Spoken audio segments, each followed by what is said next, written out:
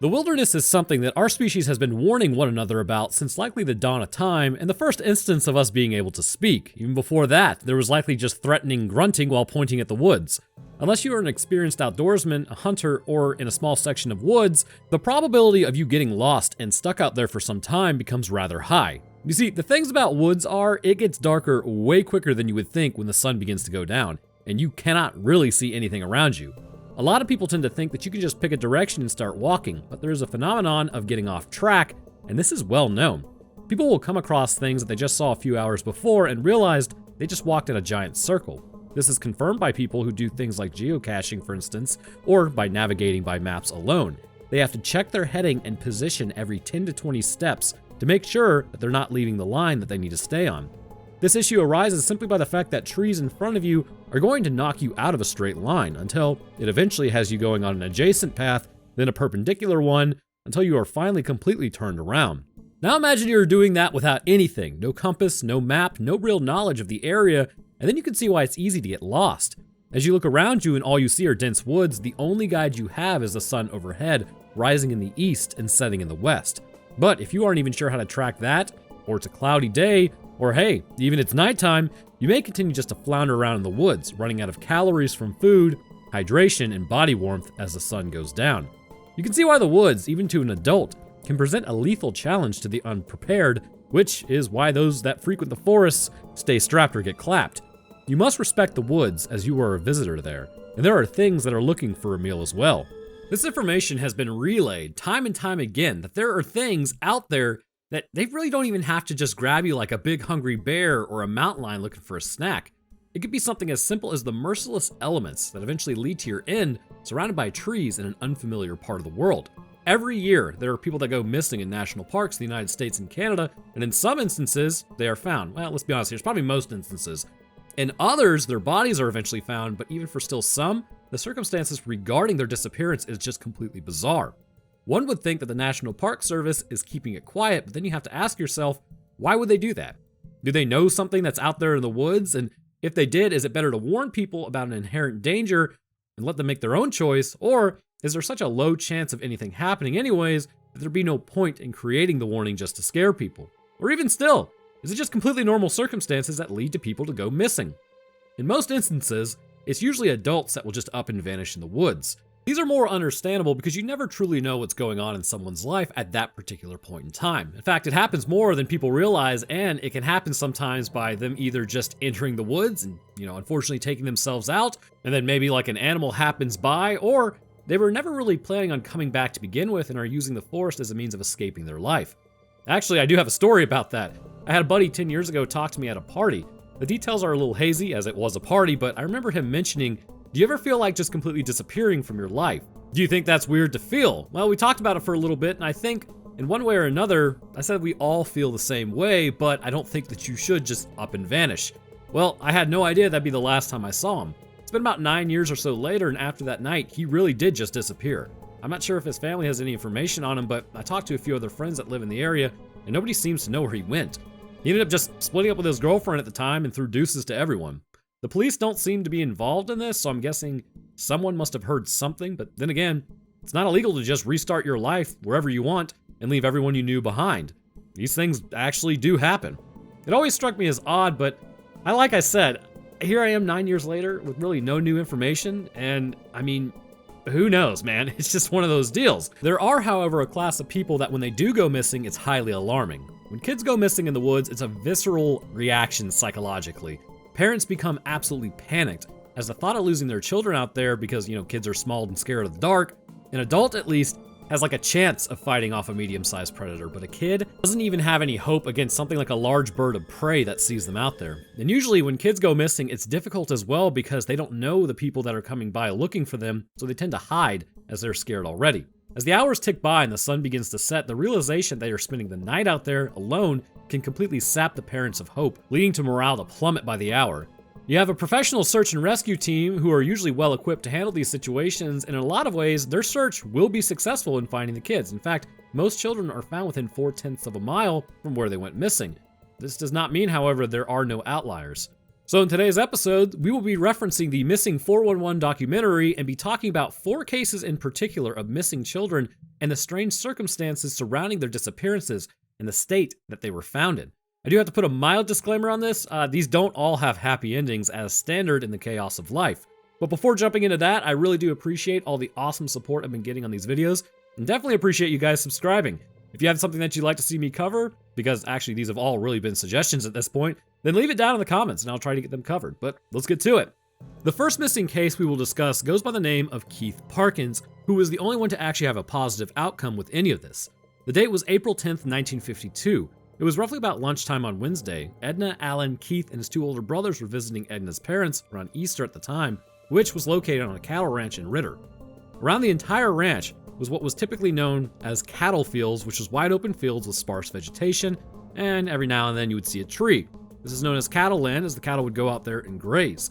Having recently driven across the country through many cattle lands, I can tell you the distances are vast, and there is virtually nothing out there to see. It's just open field. In fact, Wyoming looks like the moon with grass.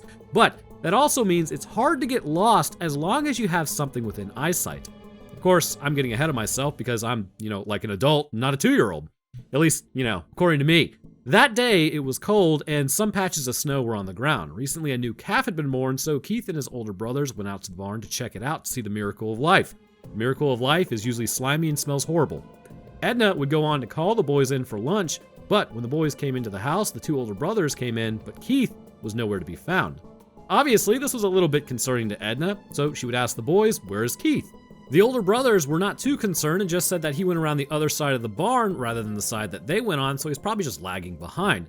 But this was taking too long, so Edna and the older brothers went back outside to try to look for him, but there was no sign of him anywhere. As they continued to look to no avail, it was now afternoon when they realized that homeboy was just gone. A search was then organized in just a few short hours as they began to search all over for him. It was said that it was not really anything compared to how we have things now in today's search and rescue teams, but the ones that showed up knew what they were doing. It's just the ones now are more refined and there's an actual method behind what's happening. But even with that said, and like I said earlier, this team that first showed up essentially knew how to look for people, while the later people that joined the team would go out looking and calling, and all help was welcome. But knowledge is power, am I right? A line would form as they spread out within talking distance and began to look for Keith. As night began to fall, the search party would swell to around 200 people as they continued through the night and into the morning. As night began to fall, there were some clues as to where Keith went. 3 miles away from where he was seen, which I need you to remember, this kid was 2 years old, and basically at this point, he's clumsily walking. Footprints were found that showed he had walked through some cattle, but then they abruptly stopped, and they had no idea where he could have gone past that. As the search continued into the morning, around 7 a.m., miraculously, Keith was actually found, face down in the snow with his coat next to him. His dad would run over and pick him up, finding that he was actually still breathing, but he was scratched up pretty bad and had frostbite on his hands and feet. He was also so cold that his body was stiff, and at this point he could no longer move. His clothing was tore up pretty badly as well, but why was his jacket removed? They would then take him back home where he would receive medical attention for his wounds and frostbite. Keith would then be asked about what happened, but he would really not have much information concerning it. The police had concluded that his clothes were probably ripped from barbed wire, and that's where the scratches all over him came from, but they continued to question it. Keith would go on to say it was a cat that had scratched him, but if he had come into contact with a big cat, it's likely they would have not even have found him. Plus, the wounds would be inconsistent with a mountain lion as they go for the intestinal area first to take you out. The removal of the jacket can actually be explained, however. Known as paradoxical undressing, when you get cold enough, your nerves will actually start reporting back that you're too warm, likely leading to Keith to take off his jacket, not realizing that he was dangerously close to succumbing to hypothermia.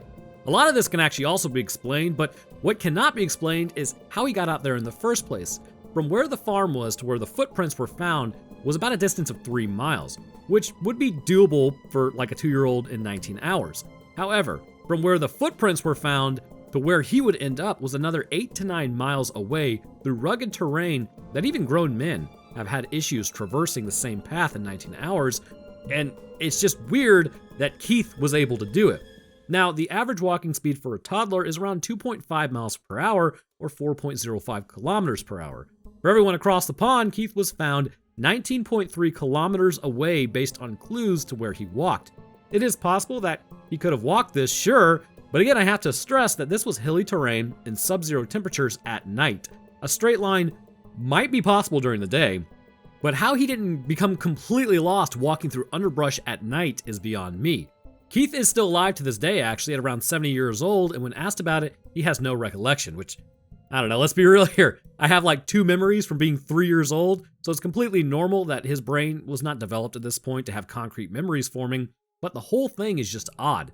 Not only was he able to walk that far, and that being one of the questions that remains unknown, but how did he get lost walking from the barn to the house? Was he chasing something that led him away from the house? How was he able to outpace searchers looking for him in the area and not hear people calling for him? How was he not spotted in the surrounding area immediately following the quick search response by Edna and his 2 older brothers? You know, I used to kind of like bash parents for keeping kids on literal leashes, but after hearing this story, I actually think leashes may be a baller move. So there is a generally accepted theme that happens with a lot of these missing children cases. One second, the parent is looking at them, or brothers or sisters, or some guardian in general, and it's like even if they're not that far away, the kid just goes missing for no rhyme or reason. Another one that takes place was in Crater Lake National Park in southern Oregon. This national park boasts forests that are quite expansive, encompassing 183,224 acres in size. If you walk in here, it's very possible that you could become lost if you don't stick to the trails. Crater Lake itself partially fills a 2,148-foot deep, or roughly 655-meter deep, caldera that was formed around 7,700 years ago by the collapse of volcano Mount Mazama. There are actually no rivers that flow into or out of the lake, and evaporation is offset by incoming rain and snowfall at such a high rate that the entire caldera of water is replaced about every 250 years or so.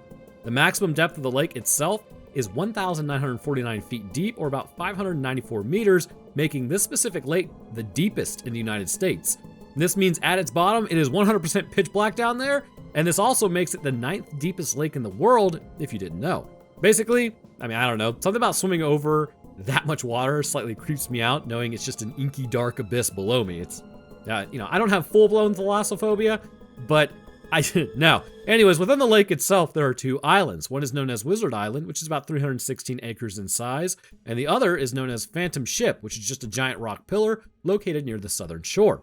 Because this is snow and rain fed and there are no inlets from rivers to muddy it up, this is one of the clearest lakes with some of the purest water in the world. The water itself is a temperature ranging from 50 to 60 degrees, which is 10 to 16 degrees Celsius. All in all, if you jump in there, your gear is going inside of your body because it's insanely cold.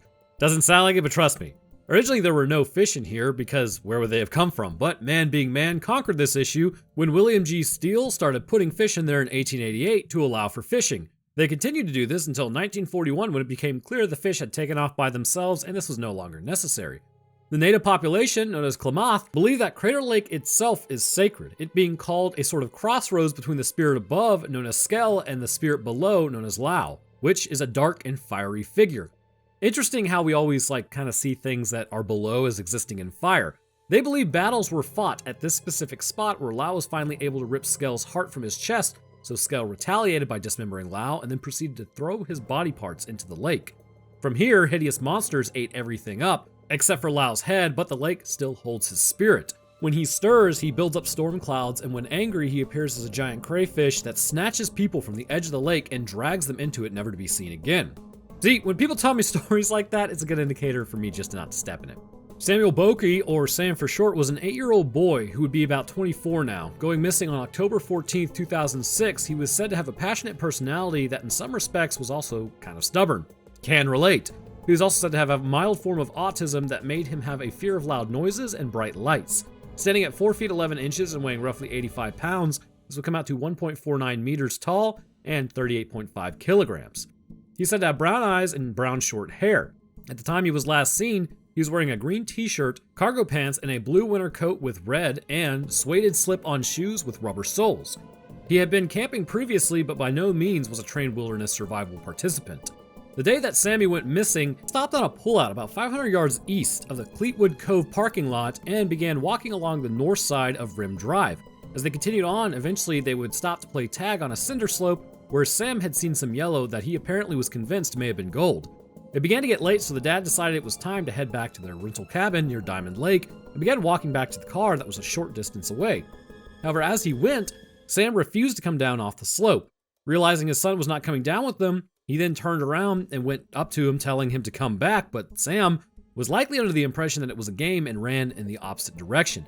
Kenneth says he then chased his son but was never able to catch up with him, which at this point Sam disappeared over the top of the other side, where the father said he lost him and never saw him again. As the father went over the top and looked for him shouting his name, he would never come back, and he wouldn't be able to spot him either, despite only being roughly about 50 feet away.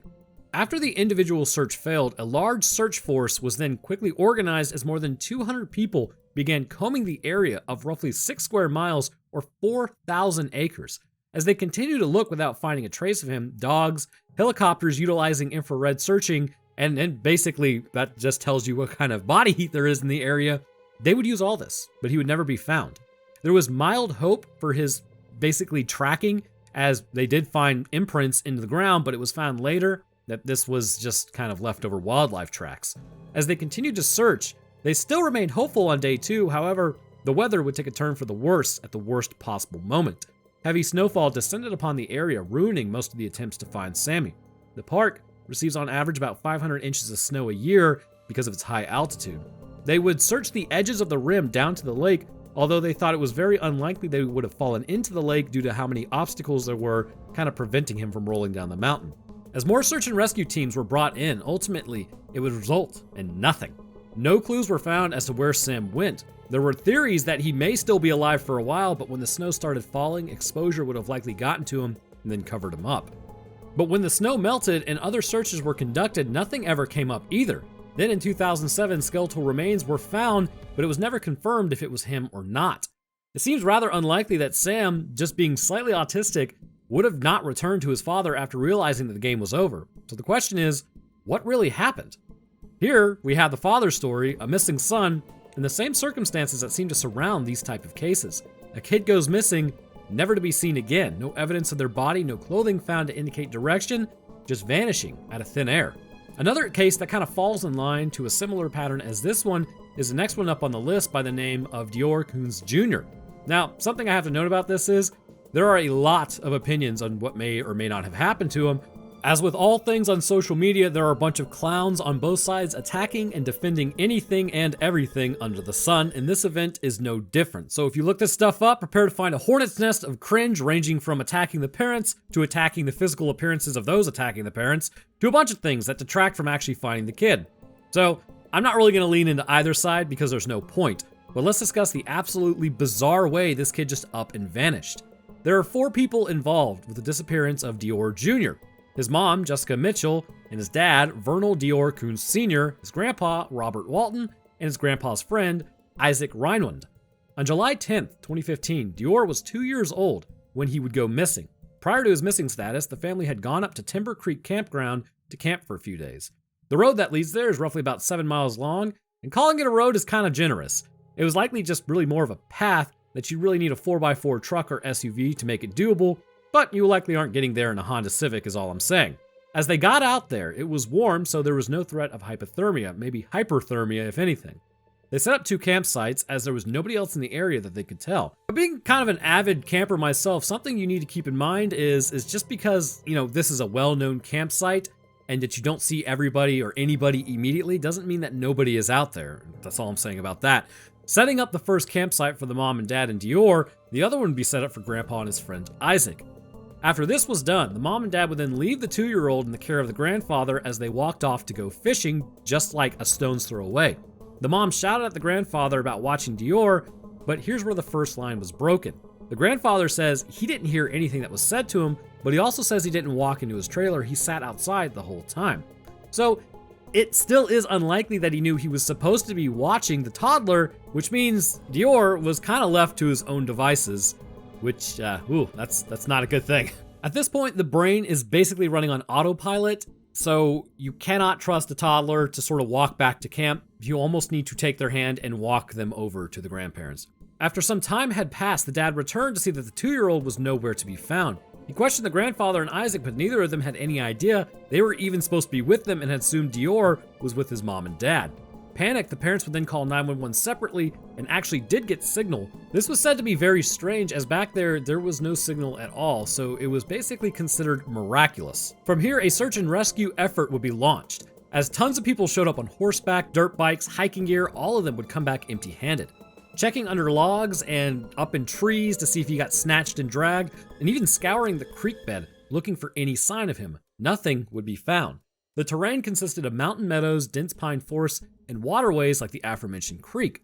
Eventually, after several days, the parents would return back home, but now there was more questions than answers concerning what in the name of all that is holy happened to this kid. The searches would continue for months after he went missing, but still to no avail. There was one reported sighting supposedly as the group traveled 40 minutes down the highway to arrive at the stage shop, a convenience store in Lador, where the family claimed the store clerk witnessed Mitchell and Coons Sr. with their son. But when questioned later, the clerk stated that he saw a blonde boy at 6 p.m. that night, not at 1 p.m., the time the parents had given to police in their reports. Vernal Coons later stated the clerk must have been mistaken, which obviously has been questioned. As the investigations continued, the FBI would eventually become involved, but nobody would be charged in the connection of the missing child. However, eventually the parents would be named as suspects when they refused to take a polygraph test, and I have to remind you though, those things aren't actually usually admissible in court as evidence because they're actually extremely unreliable. You can trick them fairly easily and either make it look like you're not lying or intentionally make it look like you're lying under certain circumstances. And apart from that, there was very little evidence that the parents were involved in the missing child at all. Some people would point to Isaac as the person since he was the outlier in the group, but no connecting evidence could ever be levied against him either. Eventually, a bone would be found in 2019, but it became apparent that it was an animal bone and in no way connected to the missing kid. Because of the lack of answers, people do what people will always do and make up information to satiate themselves. Again, not siding with either party, but this created controversy amongst what had actually happened. Discrepancies would begin to pop up that made people question what was actually going on and just further fuel the mystery surrounding this case.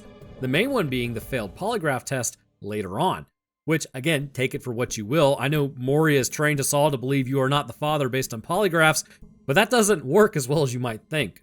Because of this, as mentioned, Mitchell and Dior Sr. became suspects in January of 2016. The county sheriff also fully believes the parents are hiding something. He goes on to say that they were given every opportunity to explain what had happened, but still, they made no attempt to.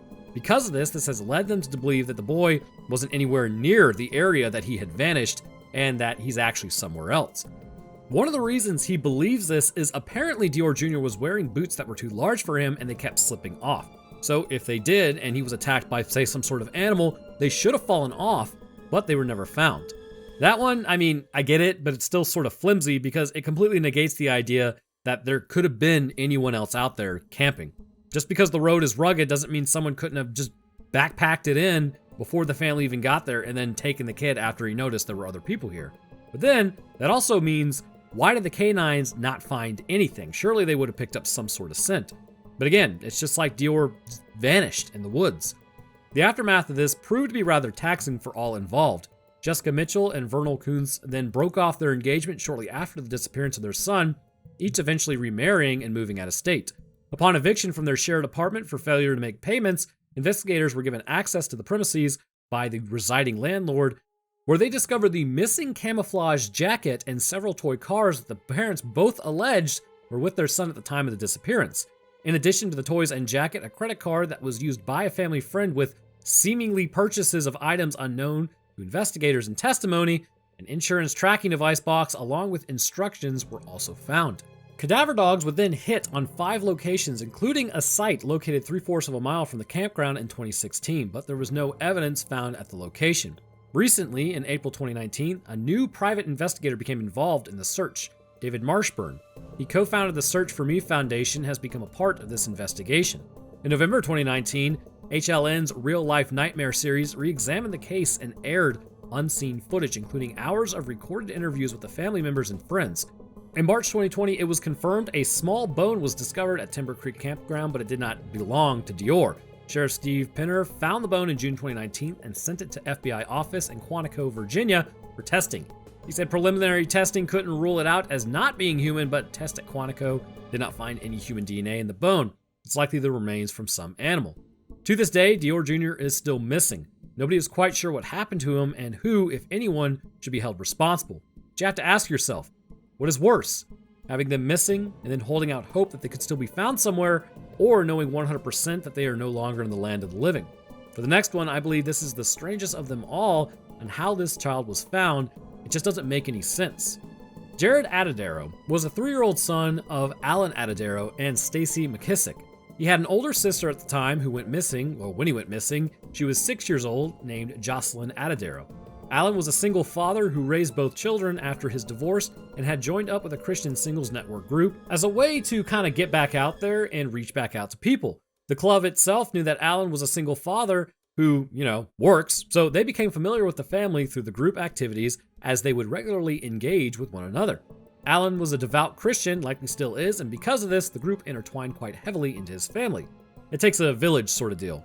On October 2nd, 1999, Alan would be at the commercial hotel and store that he ran with his twin brother, Arlen. Jaryd and Jocelyn were supposed to go out on what would be called an excursion to a state fish hatchery for the day with the Christian Single Network group. It is said that initially Alan was kind of reluctant to let them go, but hey man, they're kids, and if you trust the people, it might be a good experience for them. Unfortunately, this would result in every parent's worst nightmare. The group had told him that they were only going to the hatchery and would keep an eye on the kids, so there was nothing to worry about, but he relented, eventually seeing the benefit that would have for his kids, kind of in terms of enrichment, so he eventually agreed to let them go. While on the trip, 11 members of the group, including Jaryd and Jocelyn, decided to go on a hike around Big South Trail, 15 miles west of the resort. It is not known who actually made the call, but suggesting to go on a hike isn't exactly the most nefarious thing to suggest. I mean, it was a nice day apparently, and the sun was out, so it's a logical conclusion to kind of what happened. The group would then split up into 2 groups from here, a more fast-paced group and a slower-paced group. Jaryd is said to have run ahead to be with the faster-paced group, but he apparently stopped to talk to 2 fishermen, who then told investigators later that they didn't really think too much about it or that it was an issue, seeing as the Christian singles group was about 50 feet or so down the trail. But they were not aware that Jaryd wasn't related to any of them. So for anyone hearing this is just me talking. Whenever you see a kid on their own, it's best to ask at least a few questions. I remember going to a water park, it's probably 10 years ago at this point, I'm getting old, and he was just kind of milling around looking lost. So I got my girlfriend at the time who kind of went up to him and asked, where are your parents at? And he started panicking and crying because that's exactly who he was looking for and he couldn't see them anywhere. Ended up flagging over a water park security guy who then made an announcement or whatever. So the point of that is, if you see a kid alone, always ask who they're there with. I know it's kind of a weird thing to do, trust me, especially the state of our society at this point, but it's better for you to do that because you don't really know kind of what situation they're in. But with these fishermen, they did not do it, and it's not really their fault. It's just you never want to draw conclusions like that. Anyhow, at this point, Jaryd would then run up the trail adjacent to the campsites and continue on his way. After this, the entire thing would take a dark turn.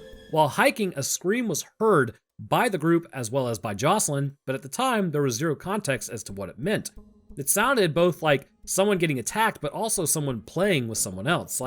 It was a playful scream, and someone had been found during a game of tag. They then realized that Jaryd was gone. The search began for roughly an hour to try to find him, but a member of the group was then forced to return back to Alan to inform him about what was going on. And they started it with, "Your son is fine, but we lost him." Bruh, how do you know he's fine? This is literally how to try and cover your ass 101. Alan then would tear up the mountain roads to get to the trail as he launched into his own search before realizing that this was going to be more involved than he initially thought. The terrain was difficult and actually quite rugged. A search and rescue effort was then launched, but most people involved thought they would definitely find him before midnight. In fact, the sheriff was said to basically tell his people before he laid down just before midnight in the front of his truck for a quick nap to wake him up when they found him. But then he woke up in the morning light and knew that something was wrong. An extensive search for Jaryd Atadero took place, but the search itself was hindered by multiple difficulties, including a building media frenzy. Furthermore, the helicopter used in the search for Jaryd crashed, which ended up severely injuring the team on board and destroying the helicopter itself. The Huey helicopter from F.E. Warren Air Base in Cheyenne, Wyoming had been chosen for the search. It then flew from Fort Collins Loveland Municipal Airport to refuel. With the helicopter returning, it struggled with the fuel load and mountain conditions and then stalled out, falling 100 feet and crashing up the Big South Trail. Aboard were 4 members of the Air Force and Mark Sheets, a Loveland resident and Larimer County Search and Rescue member. Sheets wasn't supposed to be on the flight, but had relieved his manager, George Jansen, from his shift. Jansen suggested Sheets fly with the crew to help the team make ground search plans. According to Sheets, "I said on the intercom that we needed altitude now, and remember the co-pilot saying, 'I know, but I can't. We're going in,'" he said. "To me, That was a code for brace for impact. Sheets was the only crew member not in his seat. He was on the floor with the door open. He saw the rotors hit the tops of the trees and pieces of the helicopter spray into the forest. He tried to shut the door, but a severed tree limb came in through and struck the Air Force doctor on board, fracturing the doctor's eye socket. Sheets said the helicopter continued to disintegrate, with the fuselage splitting into 3 pieces as it crashed into the trail. The jet engine, still operational, continued to run for several hours until the fuel ran out. The Air Force crew was able to get out of the helicopter, but Sheets was trapped. Nearby search and rescue team members ran to the downed helicopter, kicking in the window, and managed to pull out the then unconscious Sheets out. Sheets suffered a severe concussion and a 13-inch gash on his leg that left his femur bone exposed. He also suffered 3 broken vertebrae in his lower back and a broken shoulder. Sheets was emotionally distraught, recalling in a 2017 interview that he had wanted to do something useful and help Jaryd. Sheets then retired in 2017. Larimer County Sheriff Justin Smith was a sergeant with the department during the search. He recalled the intensity of media sensationalism surrounding Jaryd's disappearance. TV trucks and newspaper reporters compared the case to the death of local Glitz pageant winner JonBenet Ramsey, another Colorado-based child cold case. I remember from moment one, the second day, we quickly realized what we were up against, Smith said. We had searchers down, who they were bringing out on stretchers. We had a missing kid overnight. We had Air Force closing off a crash site. Emotionally, it was overwhelming, and you could see it in the eyes of everybody involved. TV satellite trucks, 17 at a time, lined up along Colorado Highway 14 with anchors and fur coats walking around, and anybody and everybody calling us for information. Psychics professed to know where searchers could find Jaryd. A barefooted man with a donkey showed up at the search site ready to track Jaryd down. An American Indian came to perform a ritual asking the mountain to give up the boy. Searchers combed riverbanks and steep slopes. Dive teams peered into small holes left in the narrow, slow-moving river. A plane made passes overhead but was unable to locate Jaryd. It became a tornado, a hurricane, the biggest storm in all our lives, Jaryd Atadero stated. I was critical of them at the time because when you are in a survival situation, you want everything that can be done to be done. And at times, I thought there was so much more they could have done. With no sign of the boy appearing, the search gradually ended and the case went cold. Eventually, however, in 2003, something would be found. Businessmen Rob Osborne and Gareth Watts were hiking together in Padre Canyon near the Big South Trail and came across human remains. The top of a skull was sitting on a log and a human molar tooth had been found near it as well. However, what was odd was Jaryd's clothing. First off, the shoes were found with almost no marks or dirt on them, as if they had been placed there hours earlier. It hadn't seemed like it had been out there for 4 years. Then 500 feet up a boulder field, Jaryd's clothing was found. However, the state that it was in was not something that was consistent with an animal attack. Before moving on to the theories as to why this is just completely strange, first, the skull and tooth were DNA tested, and it revealed at the time that it was an 86% match as likely Jaryd. However, with the modern testing techniques, that was then 100% confirmed to be him. This gave the father no peace, however, and only raised more questions about what happened to his son. So let's take a look at the theories real quick.